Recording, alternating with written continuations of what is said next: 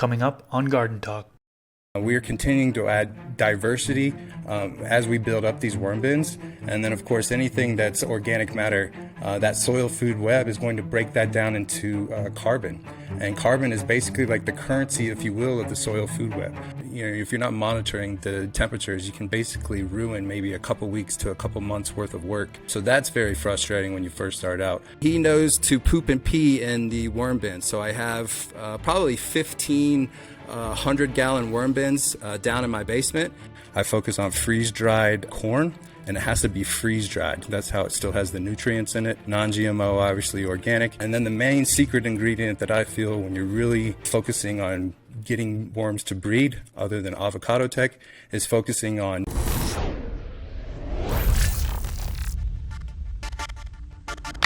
What's up, everybody? If you that don't know me, my name is Chris, aka Mr. Grow It, and you're tuned into the Garden Talk podcast. This is episode number 21. In this episode, I interview Bryan Wachsman. Bryan is a host of the show Living Soil Conversations here on YouTube, which oftentimes gets 10 to 20,000 views per episode. He has been gardening for 12 years and focuses on educating the gardening community from living soil systems, vermiculture, beneficial insects, and more. In this episode, we talk about making worm castings and vermicompost by utilizing worm bins. We also get a little bit into beneficial insects, which can be in worm bins as well as living soil systems. Don't forget to click that thumbs up and subscribe to the channel if you haven't already. If you're listening to this podcast on Apple Podcasts, please leave a rating and review. And if you're liking these episodes and you want to support the podcast even more, you can do that through Patreon. The link is patreon.com/MrGrowIt. And if you're watching on YouTube, I will link it down in the description section below. Before we get into the episode, I'd like to give a shout out to our sponsors. The first sponsor is Spider Farmer. Spider Farmer is now the exclusive LED grow light sponsor for this podcast. They make LED grow lights with quality components and sell them at a lower price than comparable fixtures on the market. I've been using their SF2000 LED grow light for several grows now, and have used their SF4000 in the past. They also have other style lights, grow tents, an inline fan, and a carbon filter. I will leave a link to Spider Farmer down in the description section below, and you can use discount code MrGrowIt5 during checkout for a discount on their products. The second sponsor is Dutch Pro Nutrients. Dutch Pro is a plant fertilizer company that was established in Amsterdam 30 years ago, and as of a few years ago, their nutrients are now available in the US and several countries across the world. They have everything needed for proper plant nutrition, from base nutrients, pH regulators, and additives like silica, CalMag, and more. I'll be using their nutrients and showing my results on my main YouTube channel in the upcoming months. I'll leave a link to their Amazon store down in the description section below, and you can use coupon code MrGrowIt10DP for a discount on their products. All right, now let's get into the episode. All right, we are back, Garden Talk podcast. Today I am joined with Bryan Wachsman. How are you doing today? I'm doing well, sir. Appreciate the invite. Yeah, thanks for coming on. I'm super excited to have you on today. You know a lot about vermiculture, vermicomposting, and that's really what we're going to get into today. So I'm actually brand new to it. I wanted to get a worm bin going. I kind of have it in my plans, but I haven't yet pulled the trigger yet. There's some research that I need to do before I go about that, but I'm hoping to learn some things from you today that will allow me to pull that trigger and get going. And so my audience actually is more towards the beginner/intermediate side of things. And we haven't covered that topic at all on this channel. So I'm going to be learning right along with my audience today. So Excellent. Well, you know, it's really all about building soil. So it doesn't really matter what you're farming. As long as you understand the soil food web, as long as you continue to educate yourself on how to build soil systems, how to make them become alive and thriving, that's really the end goal of whatever you decide to farm. And so one of the main secrets I'm going to kind of talk about today, and you'll see for yourself, is that composting worms use they're hermaphrodites, and as soon as they touch each other, they want to reproduce. And once they really ball up like a gumball effect, that creates what's known as biofilm. So they're going to create all that biofilm, and then once that organic matter is broken down, they're going to continue through that soil system and basically, start to build and dig those dissolved oxygen channels, which is really what you're after when you're a soil farmer. Gotcha. So before we get too deep into things, can you just tell us a little bit about yourself and kind of how you got into gardening? Yeah, absolutely. My name is Bryan Wachsman. I'm from, basically grew up in Atlanta, Georgia. I feel like I became a man in Savannah, Georgia. Really started to learn a lot about just plants in general. I was, trying to make a small living for myself, trying to do things. I got really, it's almost like whatever I want to try to do that I feel like I can make money with, I focused on. And at that time, online poker was really big. So I got really deep into that, started to be able to provide a decent life for myself. I moved to Colorado, continued to kind of hone those skills. And then April 15th, 2011, the government shut all that down. And so I foolishly, I guess, thought that I was going to do that for the rest of my life. Definitely it wasn't glamorous or anything like that. I didn't have the skill set to be a glamorous poker player, but playing online and stuff allowed me to at least work from home, if you will, that kind of thing. So when that was taken away from me, they also froze the funds that you had in your account. So I had a full tilt account, an ultimate bet account, like an absolute kind of the same thing, absolute poker account. And when those were frozen, I really had no other skill set. I hadn't graduated from college or anything. So the only really, where am I going to go from here is when I started to study soil sciences. And that's when I actually started to learn about people like Dr. Elaine Ingham. From that, I learned about a guy named Jeff Lowenfels. He's wrote, 3 books that I feel like, your audience should definitely view as like a blueprint for understanding things. And it's simple to remember: teaming with microbes, teaming with nutrients, and teaming with fungi. I would personally recommend, especially if you're new to this, to just read the Teaming with Microbes book. Then, in my opinion, read the Teaming with Fungi book, the 3rd book, and then come back to his 2nd book. Because that one, for me, as far as being educated in Georgia, that book was a little hard for me. So I felt like if you can understand concepts and maybe see some more verbiage that you recognize, that 2nd book's going to be a little bit easier. So yeah, I was kind of forced into understanding our new path, at least, because the government literally shut it down on tax day 2011. So let's start with kind of the basics. What is vermiculture and what is vermicomposting? So vermiculture is basically, you're going out of your way to make sure that there really are no mistakes. So instead of composting yourself, what's also kind of known as hot composting, vermiculture is a simple definition is you're using composting worms to break down organic matter. And one of the easiest ways to do that is, in my opinion, using 4 different composting worms. I'm going to get into that in a minute, but that really is kind of the basic. And then really get into vermicasts, which is worm castings, vermiculture, all that kind of stuff. To me, just really means that we're using composting worms in conjunction with other things in the soil food web. Springtail mites, rove beetles. Again, we're going to get into all that stuff, but we're using a symbiotic relationship. Most things in Mother Nature that are beneficial are going to work in harmony with one another. So as long as we understand creating diversity and we really focus on moving things kind of more towards, as best we can, especially in an indoor environment, to the old growth forest, the easier it's going to be for us as a farmer. So pretty much like the end goal for this process would be to obtain either vermicompost or like worm castings. Is that right? And how much how long does this process actually take? So when we're getting into the worm castings, that really is the black gold, if you will. When we're farming, that's kind of the stuff that can change. It's an inoculant, in my opinion. Yes, it provides nutrients, but that's not necessarily what we're after. We're just after viewing it as an inoculation. And so, the large fields, like if you're a major manufacturer of a worm farm, 1 million worms is probably doing 700 pounds of worm castings every single day.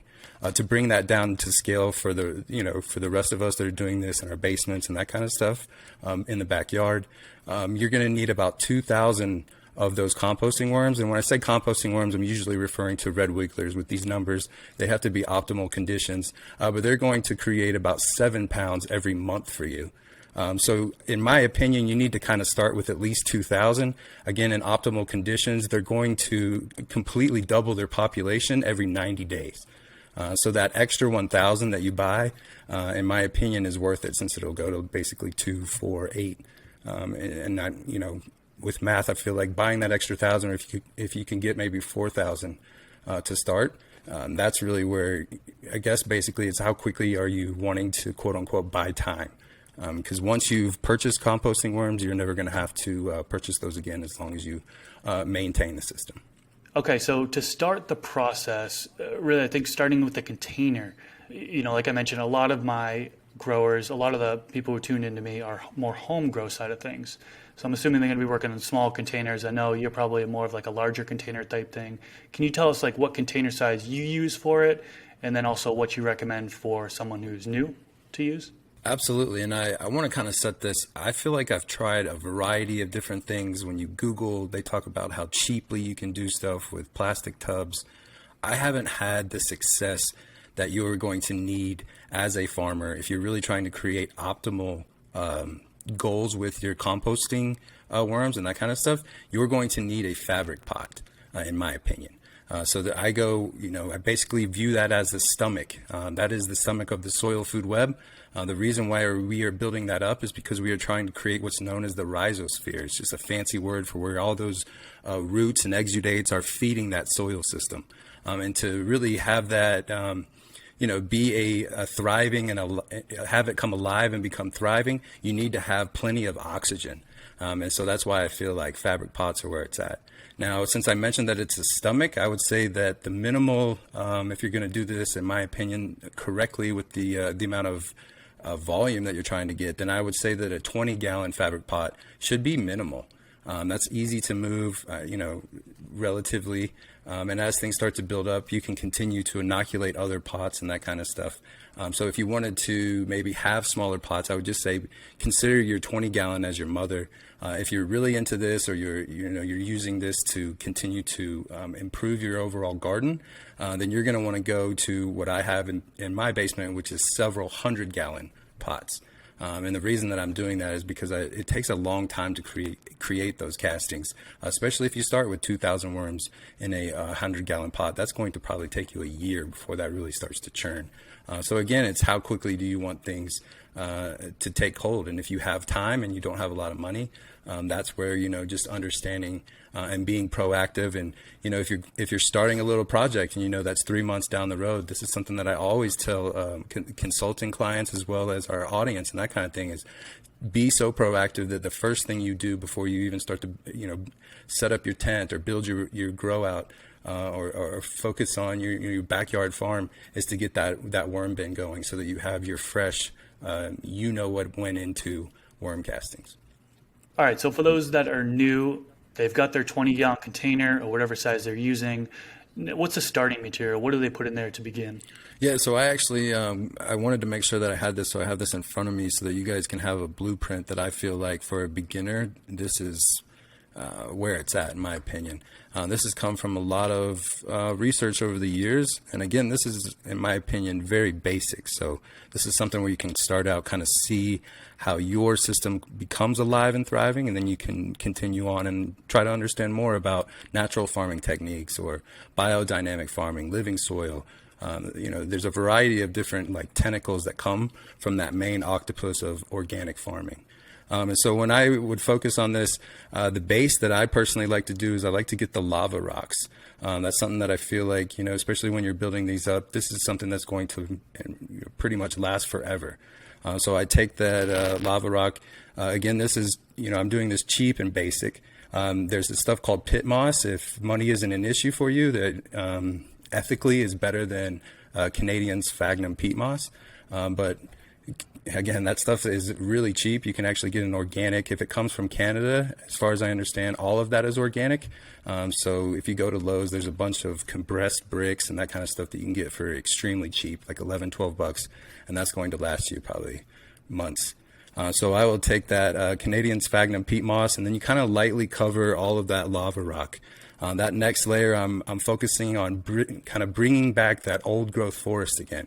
How do we, in a way, kind of set the tone with that? I like to use that Alaskan humus. It doesn't really matter what brand, just using that older Alaskan humus. And then I will, again, drizzle that over. If again, money isn't an object, I might buy 2 or 3 of those bags. If you're just kind of starting out, one will get you by, but again, it's time that's going to really get everything churning. Then I will basically start with like a light food layer for the worms that we're going to start to build up. So I focus on coral calcium for that. I focus on freeze-dried corn, and it has to be freeze-dried. That's how it still has the nutrients in it. Non-GMO, obviously organic. And then the main secret ingredient that I feel when you're really focusing on getting worms to breed, other than Avocado Tech, is focusing on nutritional yeast. So that is a tried and true secret that I have found that just seems to be a cheap overall feed, instead of having to buy like the expensive worm chow and worm food and that kind of stuff.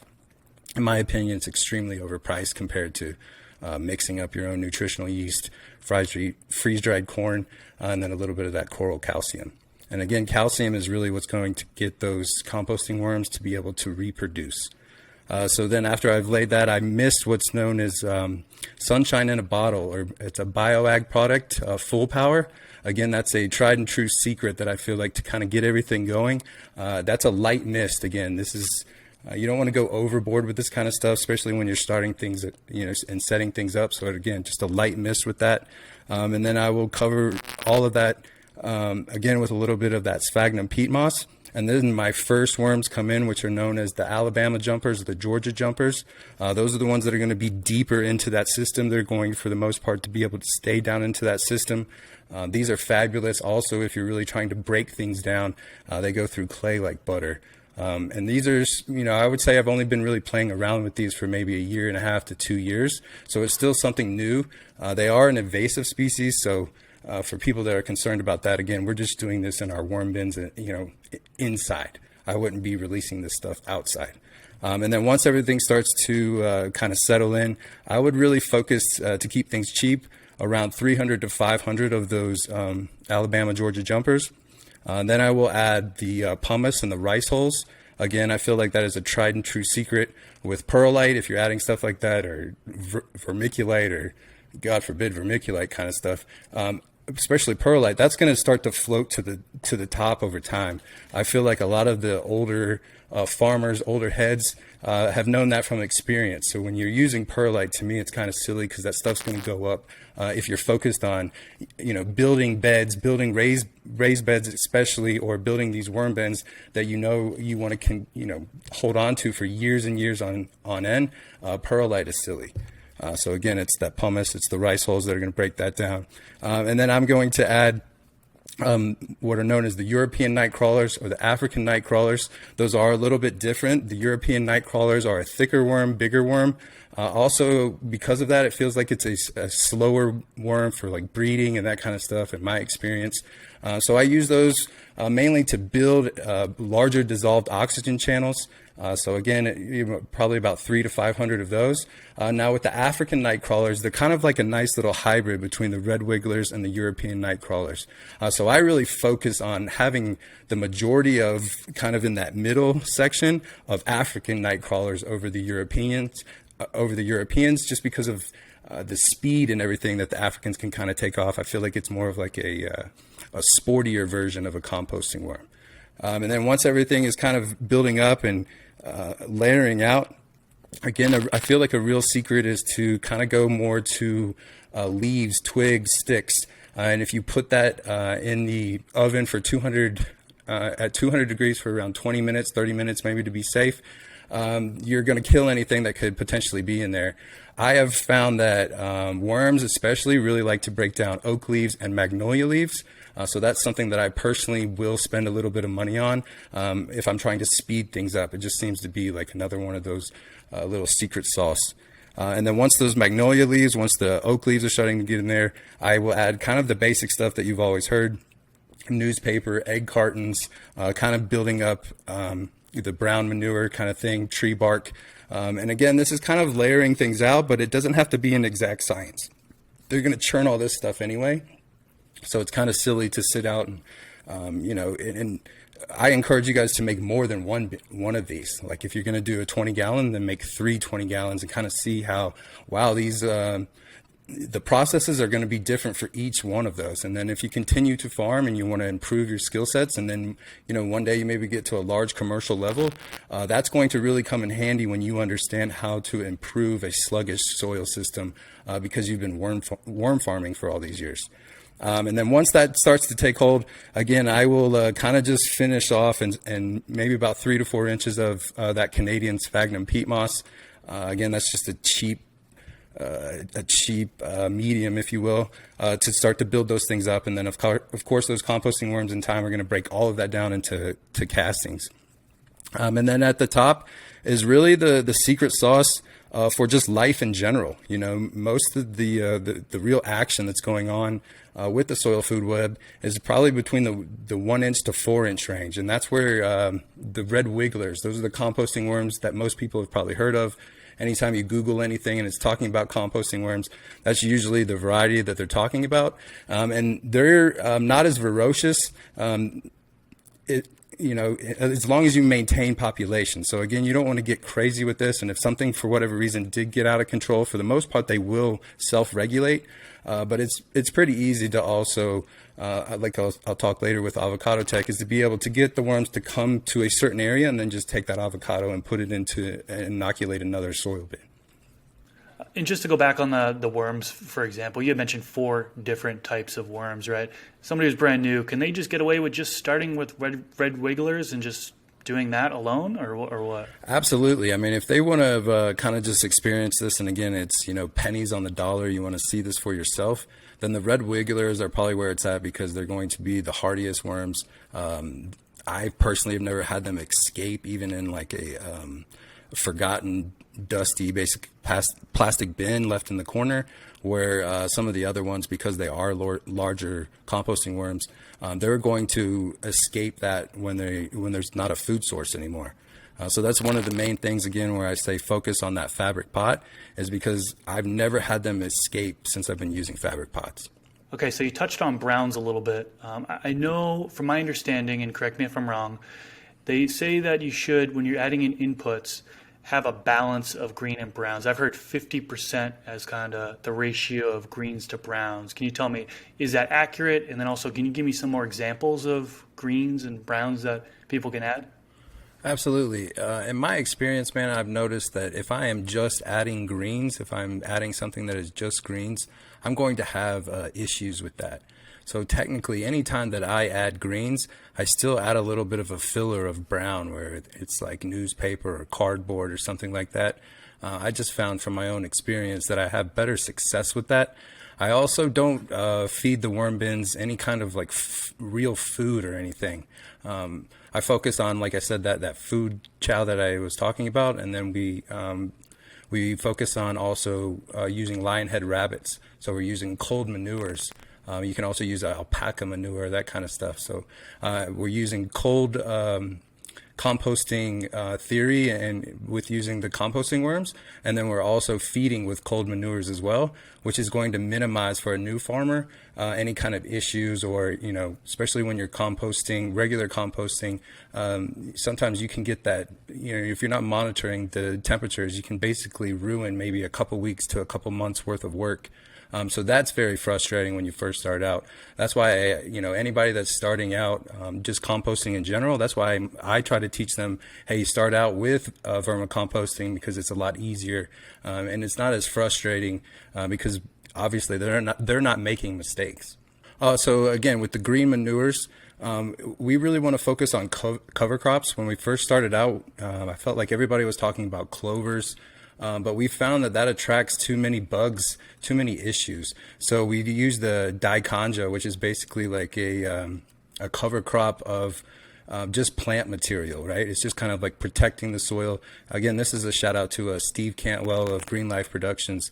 He's really the forefront of that. There were a lot of people, himself included, that was talking about always using a clover, a variety of different clovers, but the new up-to-date version is that we're going to use that dichondra, because it's not going to give us really any issues, and there's other ways to add nitrogen to the system. So we like to focus, when we're building our worm bins, this is totally different than when we're building our raised beds for other cultivation techniques. So Usually some of the plants the medicinal plants that I like, we like to cultivate, their roots are actually going to go more in a width pattern.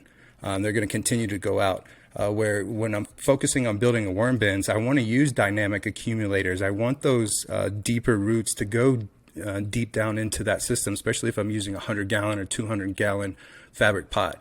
So it's a little bit different. If you're using a 20-gallon pot, I don't think that dynamic accumulators are going to be worthwhile, just because it's not really a bigger, deep enough pot.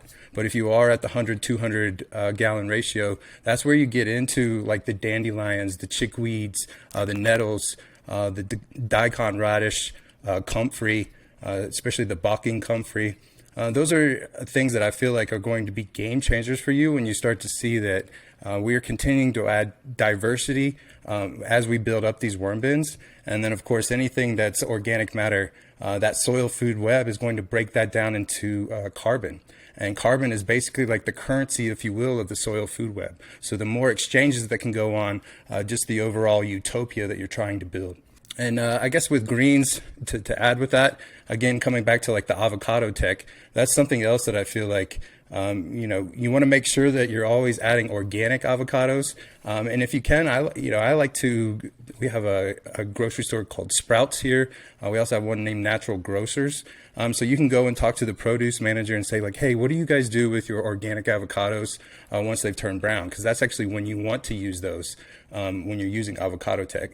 And a lot of those guys will sell them to you for, maybe a quarter a piece, maybe less. Some of them will even give them to you for free.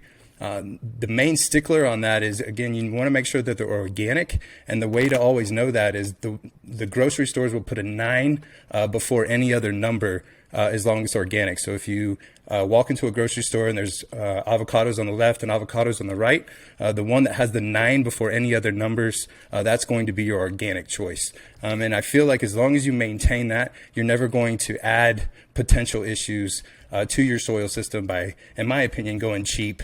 And it's really relatively inexpensive, when you're buying organic avocados in general. But for Avocado Tech, I think if you're really trying to do it in the right way, you're trying to find avocados that nobody was going to use, or your family uses it and then you put it in there, that kind of thing. So let's get a little bit deeper into Avocado Tech, because I know a lot of my viewers are newer, like I mentioned, and a lot of people don't know Avocado Tech. What's that? Can you explain what that is and how you actually do that?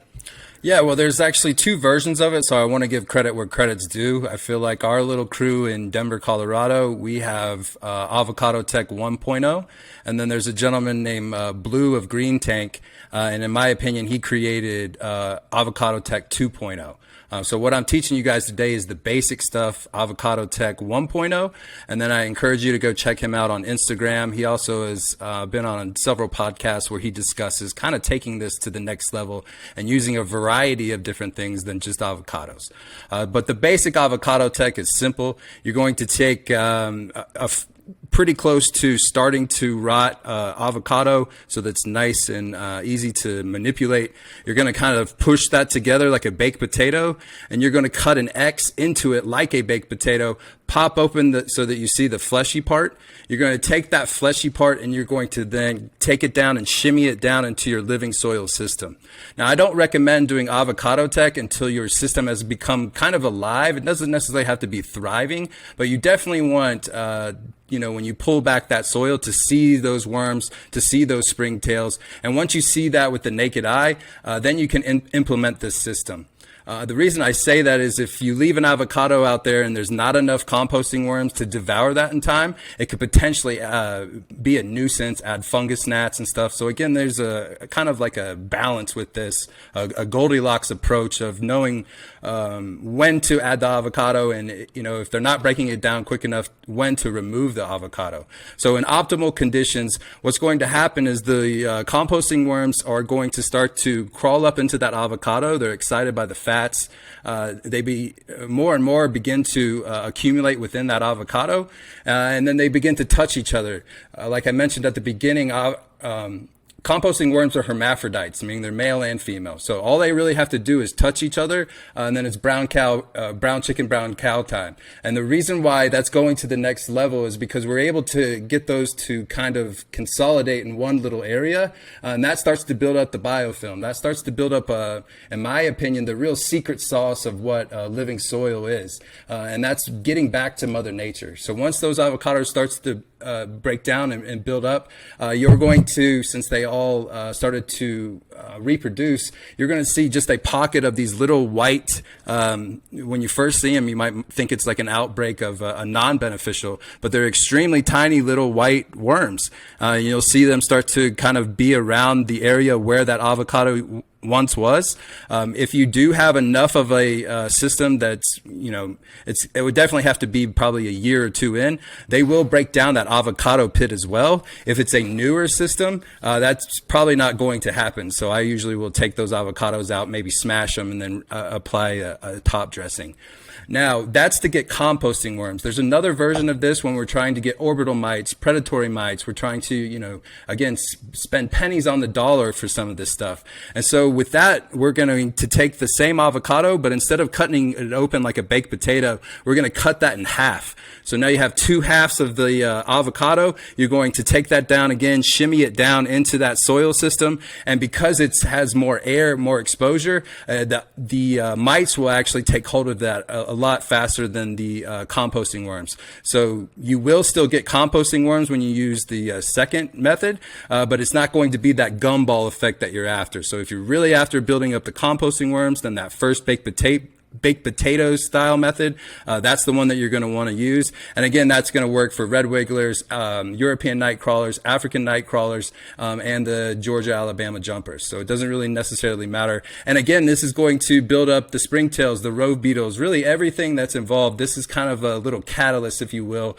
to spark up that life. And you can put these all over your soil systems, or if you're in a larger commercial facility, I mean, you can put these all over your raised beds so that, again, if you're being proactive, you might be able to take 2,000 worms and put them into each 4x4 bed that you yourself have farmed over these last 3 months, and save owner operators a ridiculous amount of money, especially when you're first starting to get things up. Shipping the worms is extremely costly. Sometimes, depending on where you are, it costs more to ship the worms than it does the actual worms. So that prohibits a lot of this kind of stuff. And I encourage people to, you want to go out of your way to be local. I like peer-to-peer kind of stuff, especially if you're working to try to get inoculants. Shout out to Marco is Growing. That's another gentleman that I know that's going out of his way to not only teach about natural farming techniques, but is continuing to now breed beneficials for the community as well. Because unfortunately, for a lot of that stuff, it's still extremely expensive for the larger cultivator to be able to farm with beneficials effectively. Let's get a little deeper into beneficials. I think that's a great segue to it. Springtails, rove beetles, those are some beneficial insects. And as you mentioned, they're not only in your living soil, but you're saying that they can be in your worm bin as well, right? So can you talk to us a little bit about springtails, rove beetles, kind of introduction to them and how they're beneficial and so on and so forth? Absolutely. So my first meeting with springtails is I really didn't understand what they were. I started to water, day after day, week after week, and I would notice after a while some of the fabric pots, some of them had a little bit of that snow that started to pop up, and then a lot of the ones would pop up and it looked like kind of like Christmas morning over there. So I went to Google, I started to find out what are springtail mites, and I promise you the first probably 2 pages when you Google that, it's all about how to get rid of springtails, that they are a nuisance. So I personally freaked out. I threw away genetics that to this day it still kind of stings, not realizing that what I'd really done is kind of overpopulated the springtails. So again, in moderation with things. But there wasn't channels like yours, there wasn't a Mr. Grower where I could just sit here and take a few hours out of my day and really learn dialed in things on how to improve. For us back then, it was just on forums. And sometimes, it would take, you ask a question back then, it might take 3-4 days for somebody to give you an answer. So this is what's really cool about digital media and that kind of stuff, and where it's taking is just information in general has gone through the roof. And hats off to the younger guys, the early 20 80-20 type individuals, because I feel like they're going to really be the future and the voice of a living soil organic style movement, because they understand it from A to Z, or at least they're starting to. For sure. Yeah, I know when I first came across springtails, I was like, what the heck are these? How do I get rid of them? And then realizing that they were beneficial from there. But you're not going to see that. That's the real issue, is you got to kind of already know to look for that information. And again, springtails are just organic decomposers. They're just breaking down organic matter in conjunction in a symbiotic relationship with your composting worms. And then what I also like to use, especially in worm bins, are what's known as isopods or roly-polies. They basically kind of do the same thing as springtails. So those are two little extra things that you can have that are going to really maintain your worm populations by breaking down organic matter so that there's enough food. There's no reason for those worms to escape. And then again, it's once that system becomes alive and thriving, there's not really that much you have to do to maintain the system other than feed it, obviously watering the system, and every now and then using maybe some Avocado Tech. But the beneficials, what you're really trying to do there is inoculate for cheap, especially with rove beetles. I personally like to use praying mantis for the medicinal plants that I use.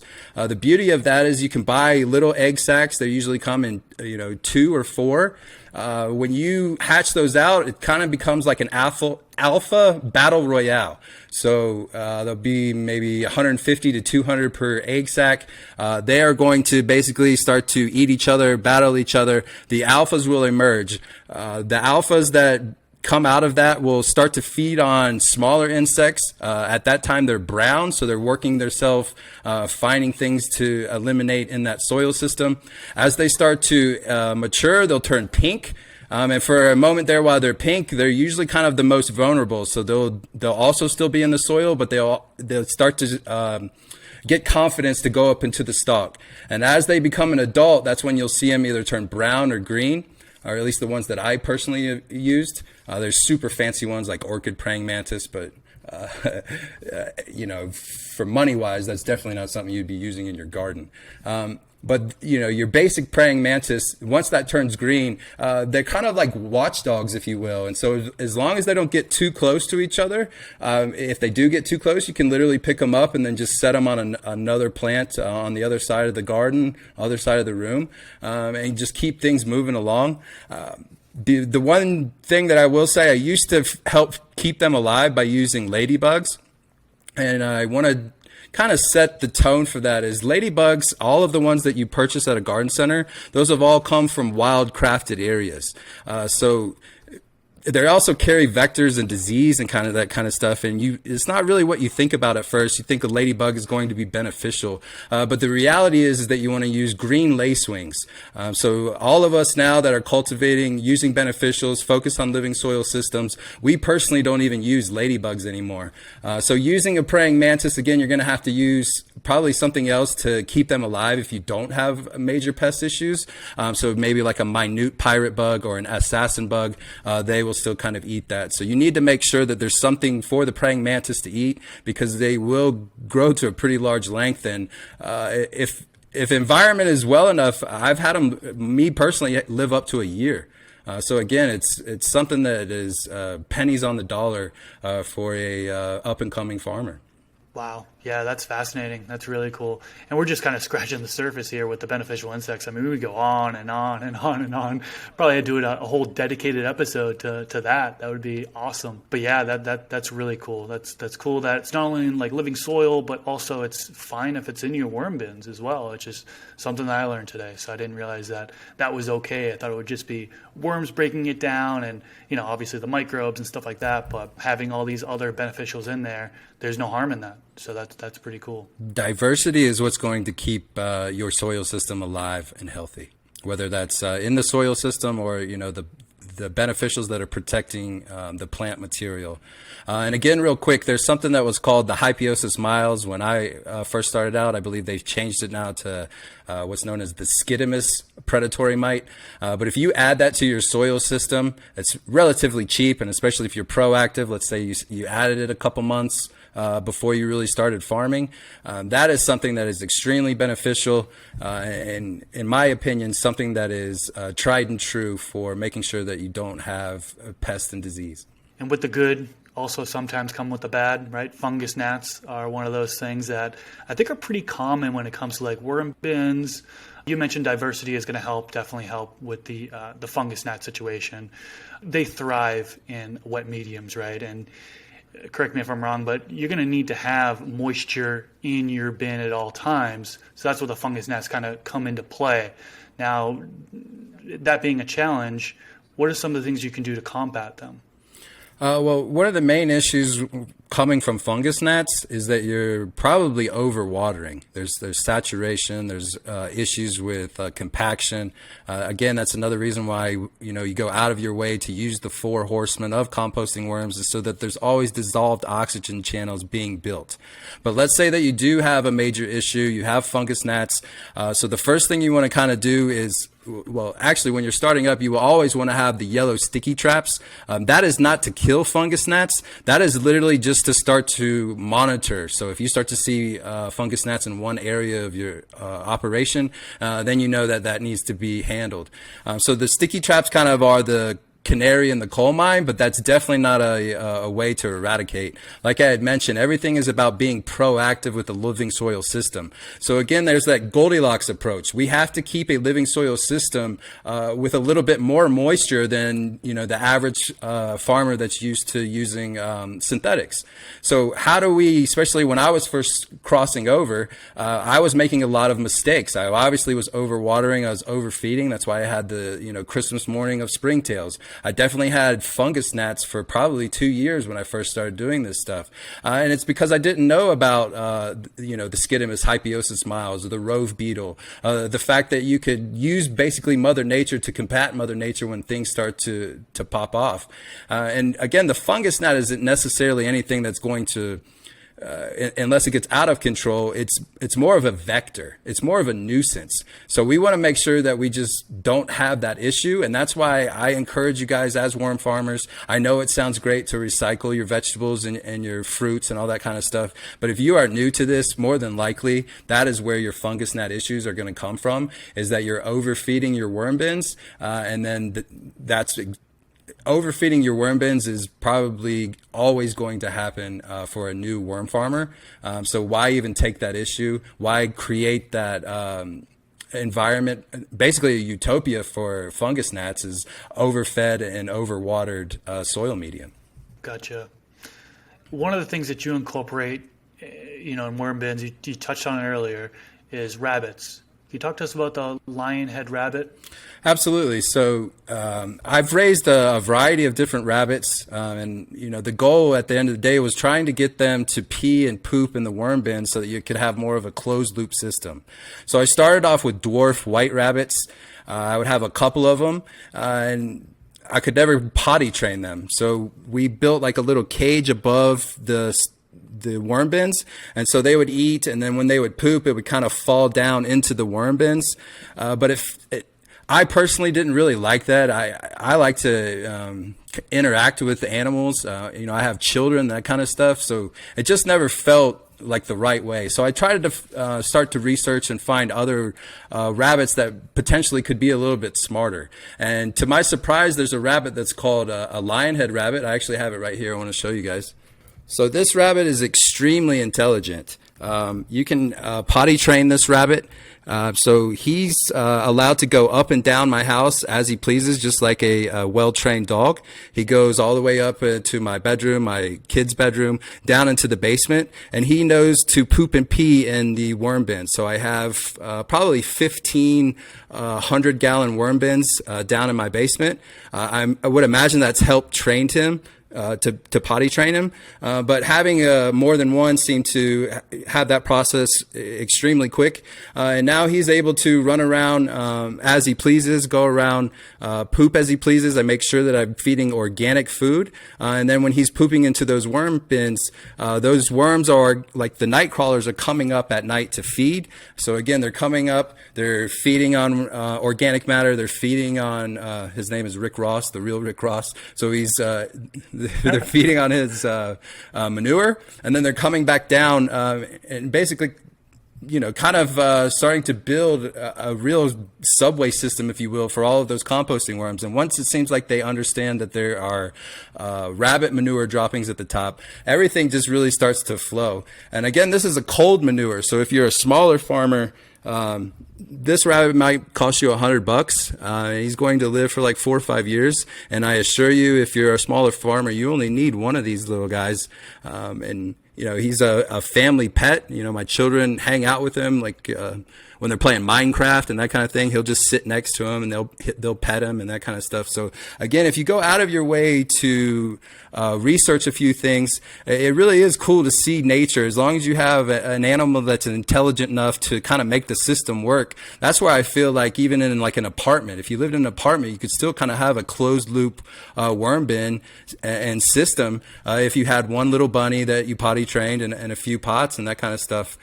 So again, it's going out of your way to think about things and find ways to be more closed loop. Even if you are a tent farmer or a basement farmer, or you're just kind of growing at your backyard and that kind of thing, what are ways to minimize costs? Because when we first started farming it, that part never mattered, how much it cost to farm the material.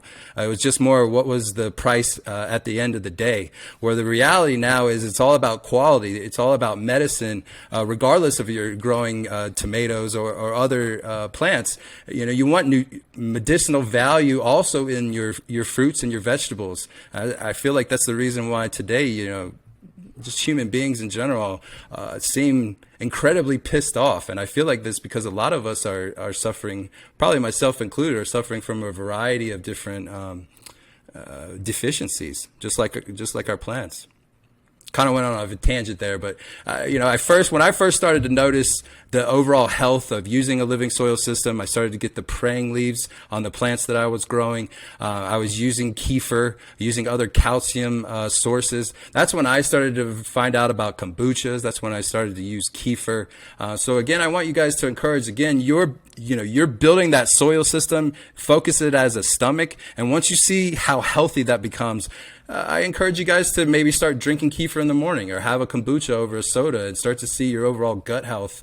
I could get, we can get deeper into that at some point as well, but there's something called autophagy, where basically your body is going to be able to eat itself, break down those old folded proteins. And if you understand that process, I assure you, your life will change. If you have gut issues, if you just have brain fog, I personally had those issues when I was a young man.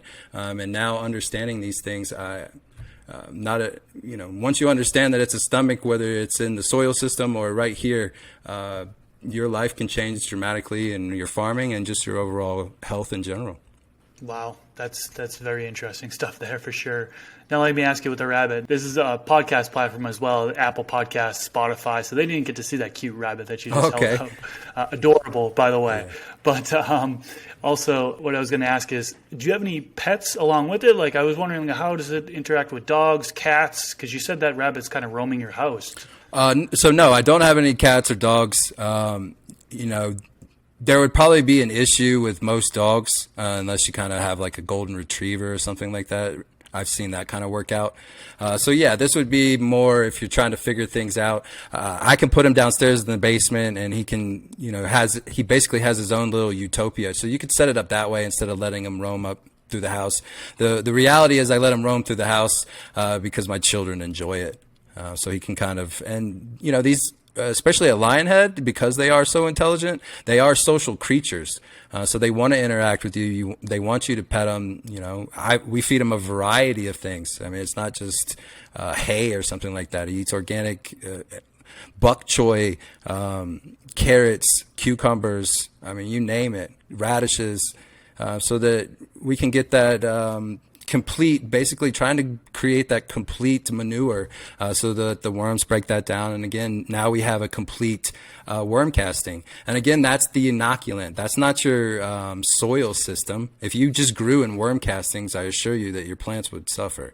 This is a less is more type thing. A little goes a long way with this. And so when you do have just 20, 30, 40 pounds of this stuff as a smaller time farmer, pat yourself on the back. There's really no reason, especially especially if you're building up living soil systems, why you're going to have to go back to that hydroponic store. You're now going to be able to go to the grocery store and know specific nutrients that your soil system needs.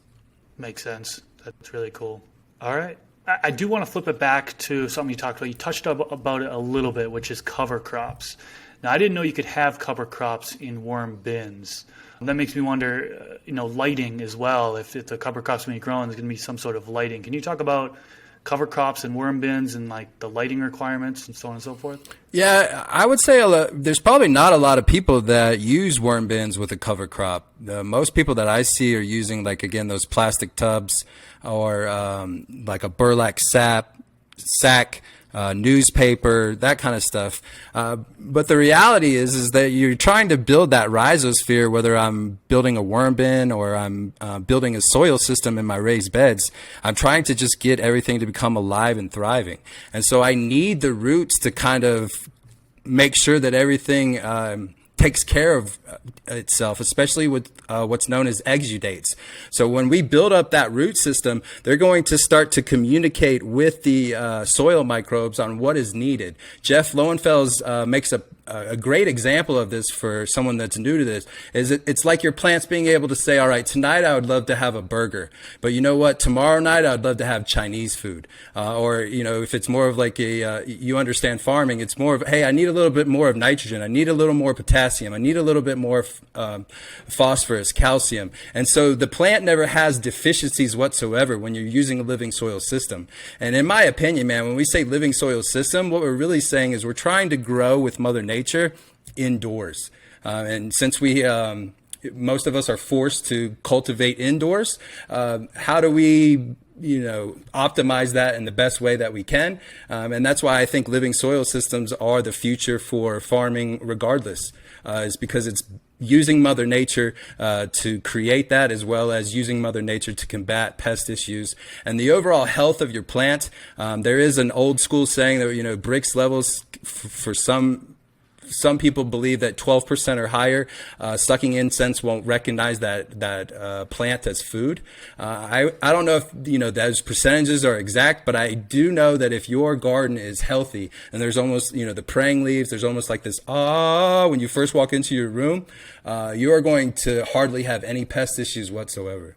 Interesting. Yeah, good stuff there. Okay, so starting from the beginning, we talked about containers, we talked about the size, what to add in there to begin, worms, beneficials, we went through all that stuff. Now, say somebody has all that stuff set up, right? What's day-to-day tasks that they do, right? So you wake up in the morning, you walk into your worm bin. What's like a maintenance types task that you do on a day-to-day basis? This is extremely low maintenance. So again, my focus would be to build up that cover crop. And once you have a cover crop, that's going to kind of protect that soil system, but as well kind of manage and regulate things. The reason why you never see unless man has intervened, there's no bare soil in nature. And the reason for that is anytime you start to see weeds, Mother Nature's just trying to go through that progression, that cycle. So, on the left-hand side, usually when you look at charts, it talks about like very basic things, very beginning bacteria that's starting to form.